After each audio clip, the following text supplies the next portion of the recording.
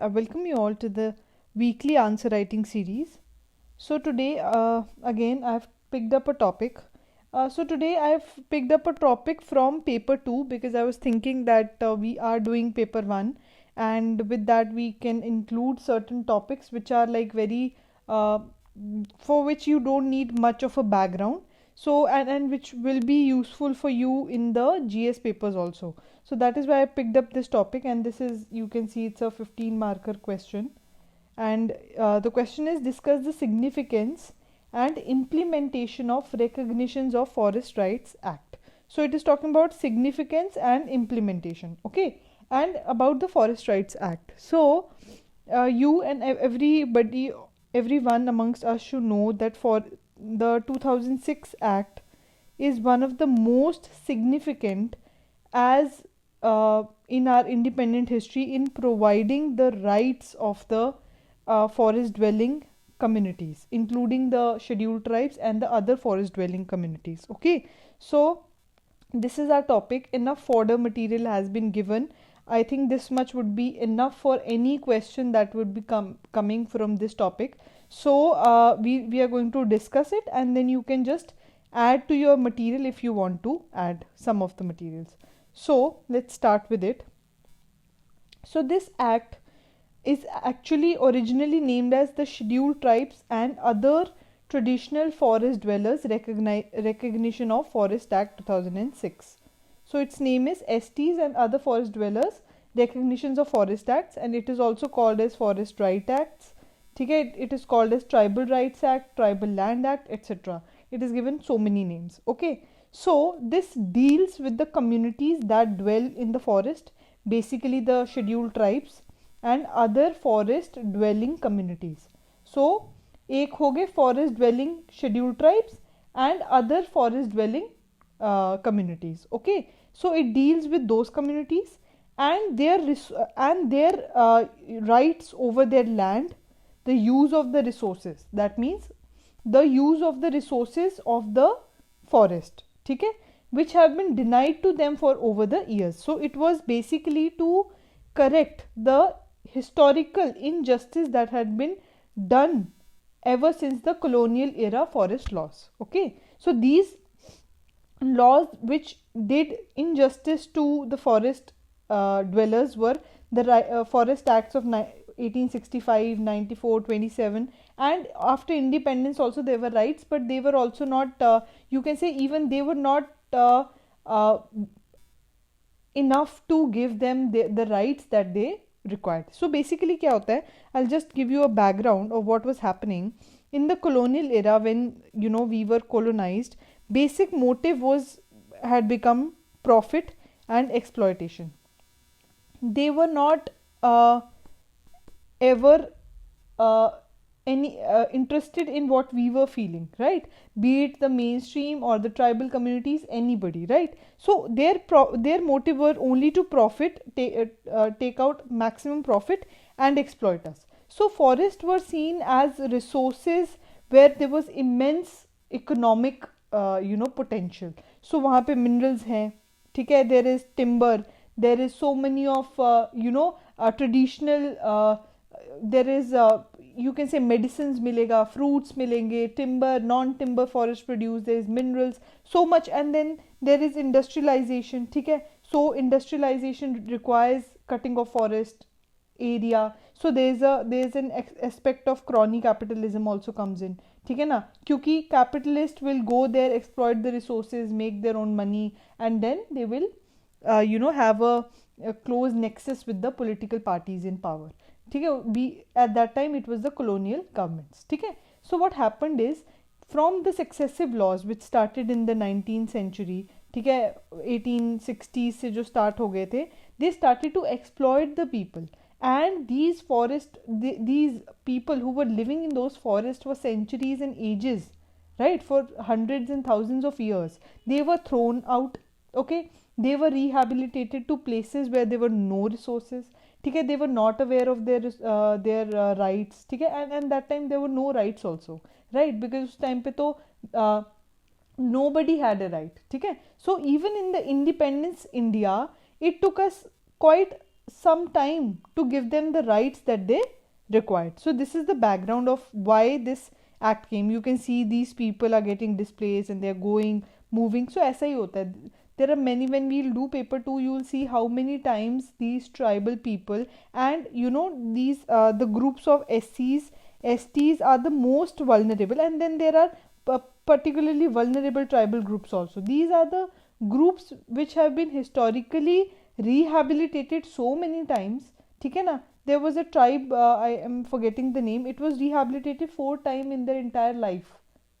So these are the kind of difficult situations in which people are living. So what is the potential of this Forest Rights Act?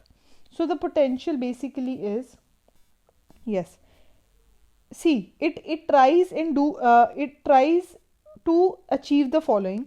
That is, it tries to alleviate poverty, and it is pro poor. That means the people who are vulnerable, who are poor people, it goes and recognizes their rights. Okay, so it works in the poverty alleviation. Then also it strengthens the local self government, and you will see how, because इसमें हम a lot of powers are given to the gram sabha. So एक democratic decentralization की तरफ step है. It is a step towards local self governance. ठीक है.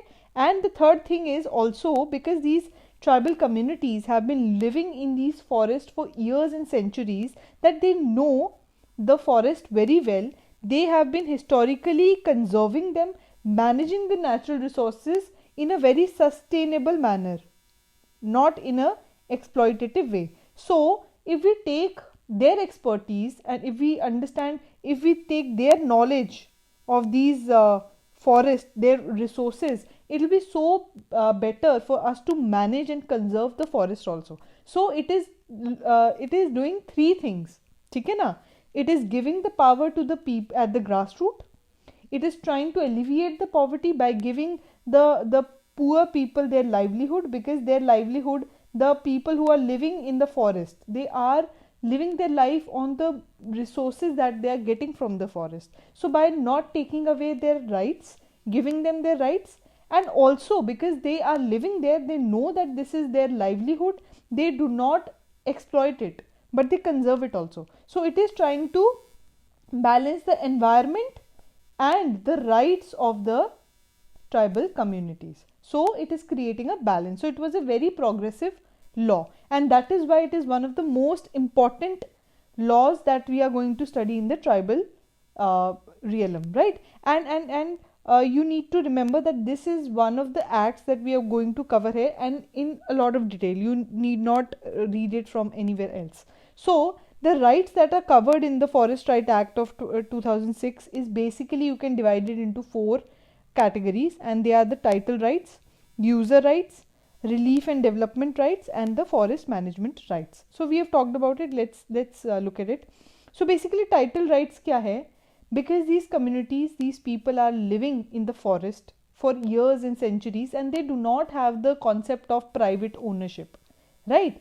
The tribal people, they are not literate people, they are not business minded people कि उनको एक ownership का concept होगा. So they, because many times they even do slash and burn, ठीक है, they are pastoralists, they are transhumans, so many times they keep on moving, so they do not have this concept of private ownership, rather they believe in the community ownership, है ना? So when they do not have any land but they are living in those forests, so it is the responsibility of the government कि अगर, if there are communities that are living in a forest for so many years, ठीक है, and they have been taking their livelihood from those regions, so they should be given certain land rights. So they are the title rights. So it says it is the right to ownership of land, ठीक है, where farmers or tribals or forest dwellers are living, and maximum cap has been set at 4 hectares. That means a person, individual, can have a maximum of 4 hectares, only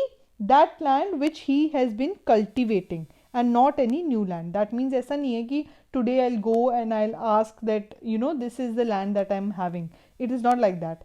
They'll check proper records. That means this person has been living here for these many years, he has been cultivating in this year, cultivating in this area, and then only he'll be given the title rights of that land. So first is that they'll be given the the title would be given to the person who's the right owner of that land.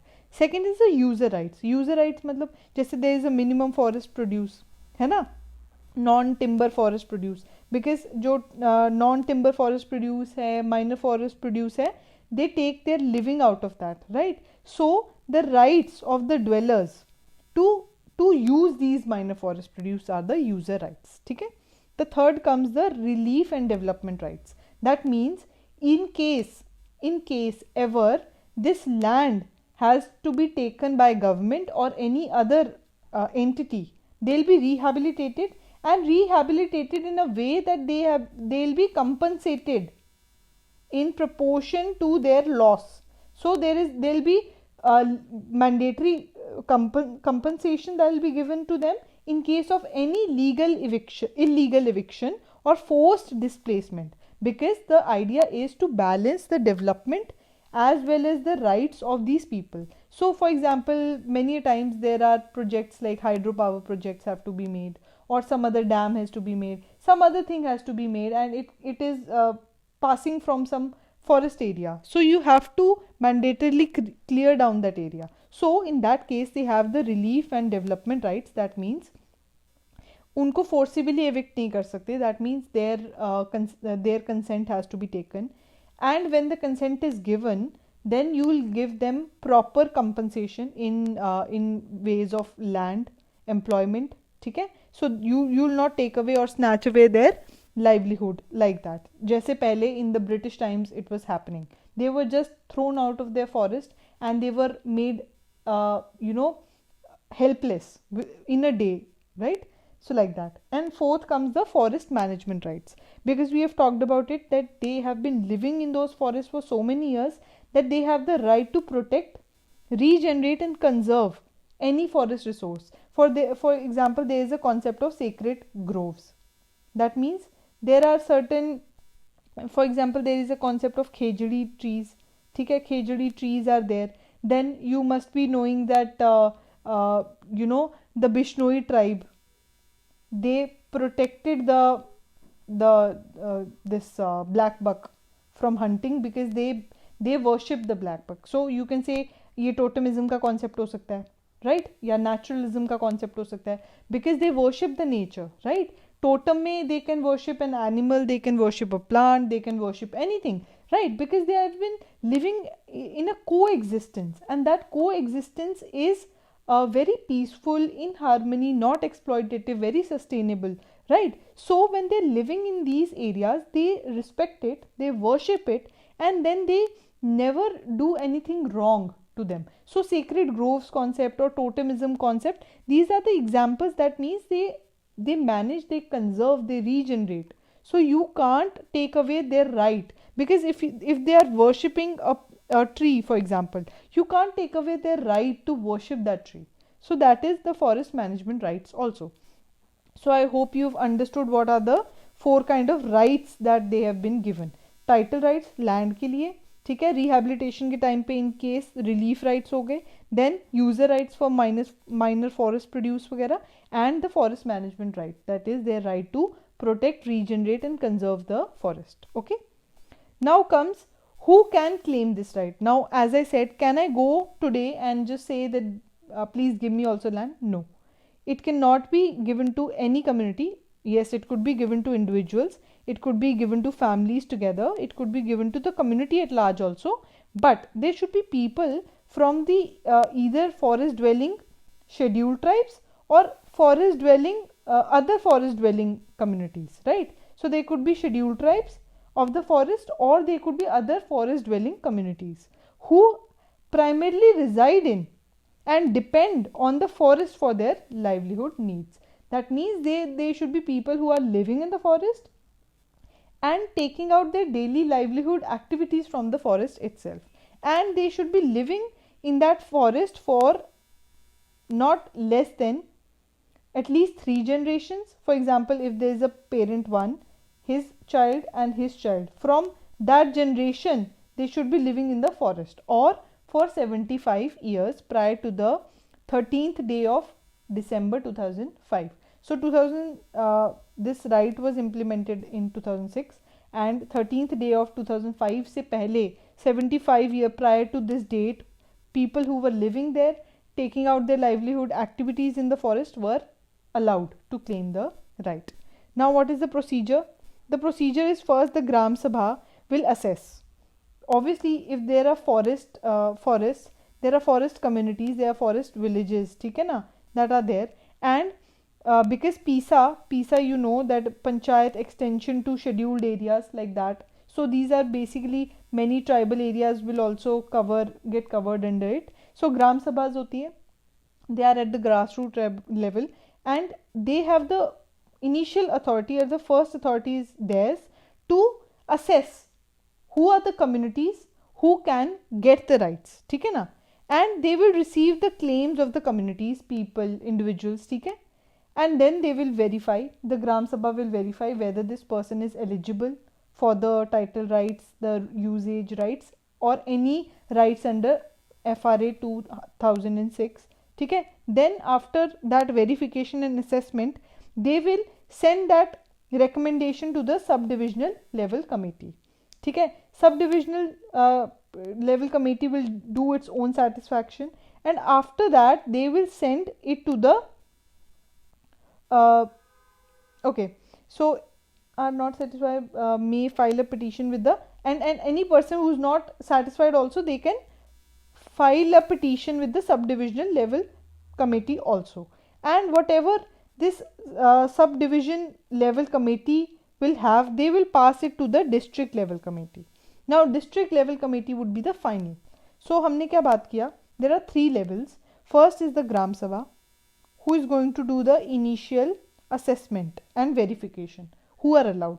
They'll make a proposal and they will send it to the subdivision level committee, ठीक है. For example, there is a person, his rights have been rejected by the Gram Sabha, he can appeal to the subdivision level also, ठीक है. After they make their own satisfaction, they will send it to the district level, and district level is the final and binding. His order would be binding, ठीक है ना. So district level committee has been given the final authority, ठीक है. And the state government will monitor the process, ठीक है ना. So overall it would be the you can say the management of the state, but district would be the final level, okay.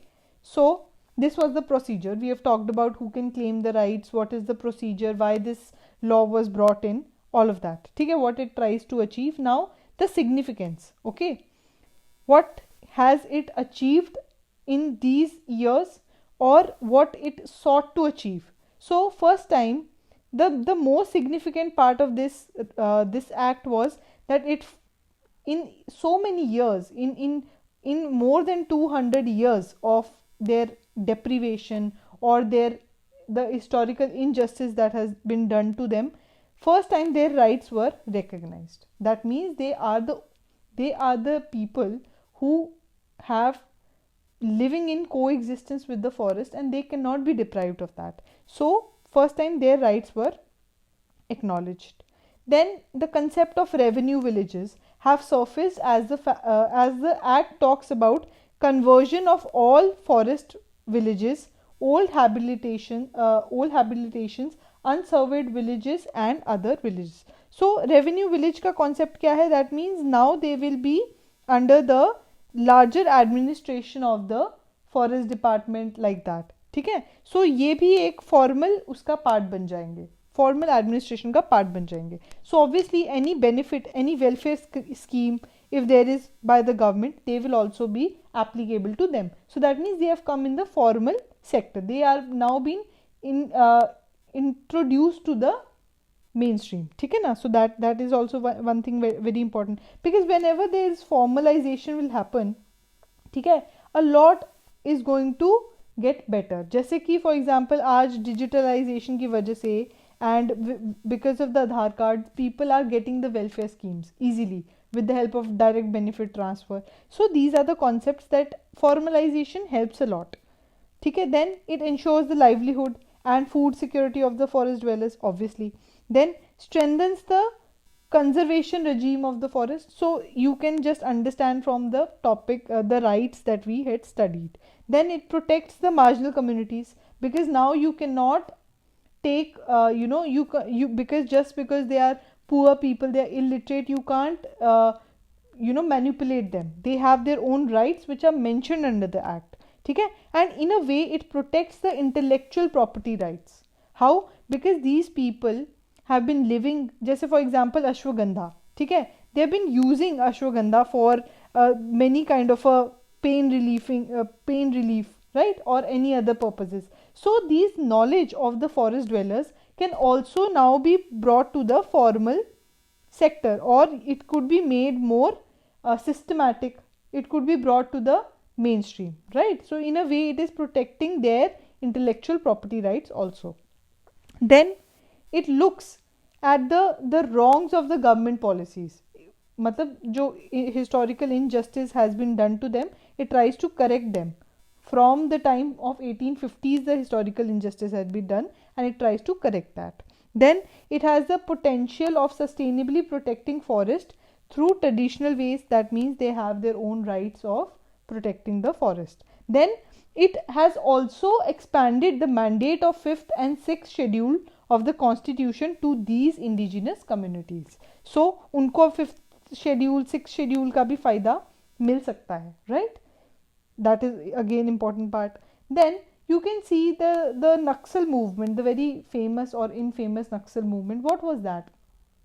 They were primarily poor people, tribal communities, or the forest dwelling communities, who in so many years of our independence could not get or reap the benefits of development that many different pockets of our country were reaping. So the concept of inequality is there, definitely, right? So these people, when they are alienated with the kind of things that they also uh, deserve, so then that frustration can bring the ideas of extremism, right, or taking on any terrorism like that. So this will further our initiative to not make certain movements like Naxal movement. Because ye kya tha, people, they were poor people, right, and they took up the arms because nobody heard, or maybe थोड़ा difficult था. Obviously we were in the nascent years of our development. ठीक है, it had to be थोड़ा सा lopsided होता, right? But then people जो इतने who are so deprived of basic necessities of life, तो क्या करेंगे, right? They will take up the arms. So it will protect those events also from happening in the future. Then it will democratize the forest government. That means governance now is going in the hands of Gram Sabha, in the local people. So the forest bureaucracy, who were also in a way apathetic, or a lot of corruption, alleged corruption charges have been on the forest bureaucracy also, who were often seen not in tandem or not helping the groups but exploiting the forest dwellers. So it will help to curb that, right? So these are certain significance that it tried to show. Now comes your criticism.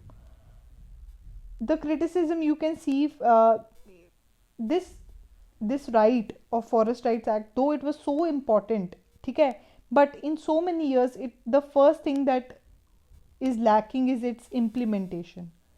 It is the biggest challenge, and it is the biggest roadblock, you can say, in the success of this Forest Rights Act. First is very big problem that implementation has not been up to the mark. Then many of the environmental laws are not entirely compliant with the Forest Rights Act. So whenever we tend, because हमारी country, we tend to be more inclined towards protecting environment, climate. So our laws are more favoring the environment. So whenever it comes upon protecting the environment or the forest rights, ठीक है ना, we take a stance for the environment. So environmental laws have also to be tweaked or amended to be at to help the Forest Rights Act and not be in contravention to that. So that is important. Then many times the claims of these communities have been unfairly rejected, because many times there are people in the forest bureaucracy who ask for money. They will ask for money from them and they don't have, and then they will not issue them their claims, right? That is one thing. Or there could be any other, and there could be industrialists who could pressurize the forest bureaucracy to not issue them, and create a nexus with them. So there could be many things, and many times their rights have been unfairly rejected, because tribals are not seen as a vote bank. So governments also don't bother much, because they are not a vote bank, right? So industrialists are vote bank, other people are vote bank, so many times their claims have seen to be unfairly rejected. Then there is a lack of awareness. Many times these people, because they are illiterate, because they are cut off from the society, large society, they are not even aware of their rights. And not even them, many forest bureaucracy who has to implement these laws, they are not aware of the laws, right? So that is also a problem. Then forest bureaucracy has misinterpreted the law, and in they have regularized encroachment instead of the welfare. So basically जो एक bureaucratic apathy है, you can say that they are not ready to budge from their powers. ठीक है, they are not ready to help, and they have their own vested interests. Then the dilution of the act, because I've said that state governments are the ultimate authority who have to manage, right? So because उनके लिए this is not a very important issue, because they are not considered as a vote bank, so even they don't see, and they have diluted, because हमने बात किया ना, this law is very pro poor, so they have tweaked it to their own conveniences also. So you can see many places the law has not even implemented. So one adhikar कानून लागू करो, right? So these are the real challenges that are faced by this law. Then there are many others, you can see. Then there are certain sections of environmentalists who raise that this law bends towards more poor people, and it goes against the environmental aspect. So that is also one thing. Then the reluctance of forest bureaucracy to give up their control. Okay, they don't want to lose that enormous power that they have in their hands, right? Then the many times the gram sabha is very ill equipped. They don't have the required capacity development नहीं है, ठीक है, इतनी awareness नहीं है. They are also not skilled. The maps that they make, they are not perfect. They are rough maps. They do not suffice the technical expertise. Technical know-how is missing, ठीक है. Then many times the documentation becomes very cumbersome process, right? So these are the challenges and the very roadblocks for this law to achieve its success. But even then you can say by and large this law has tried to reverse the historical injustice that has happened with the people who have protected the forests for so long, right? So way forward में you can taking out so many ideas from the criticism itself, you can put it in the way forward. For example, if there is forest bureaucracy में apathy है, then you think their training should be done, ठीक है, their awareness should be increased, and there should be उनका attitudinal change, behavioral change should be brought in the bureaucracy, right? So you can make the criticism way forward also. I have mentioned some. For example, there is requirement of large scale awareness and information dissemination, because we know bureaucracy don't know the laws properly, even the people are not aware of their laws. So large scale awareness and information is very important to both the tribals and the lower level officials, ठीक है, that is one. Then important है to take out a detailed strategy of training and capacity building of the panchayats, the gram sabhas, the forest rights committees, because they are technically ill equipped, right? Then you can write that. Then relevant mapping documentation करना ज़रूरी है. Then you can say the process of documentation should be made less cumbersome, that could be a thing. Then providing clarity on the time limit for settling their claims, because many times they don't settle the claims because they don't want to settle the claims. So एक time limit set करना बहुत ज़रूरी है, right? That time limit should be set. Then center should make proactive role in pushing the states to honor the law, because ultimately center has made a law, but if the state and the administration below that, if that doesn't show the will of implementing the act in letter and spirit, it is not going to show the kind of results that it was sought to achieve, right? So these are certain way forwards that you can add, and I think this much information, this much is quite enough. You have seen the significance, you have seen the implementation, and you can write the answer. So guys, I hope you liked the lecture. If you did, guys, please like, share and subscribe, and thank you so much.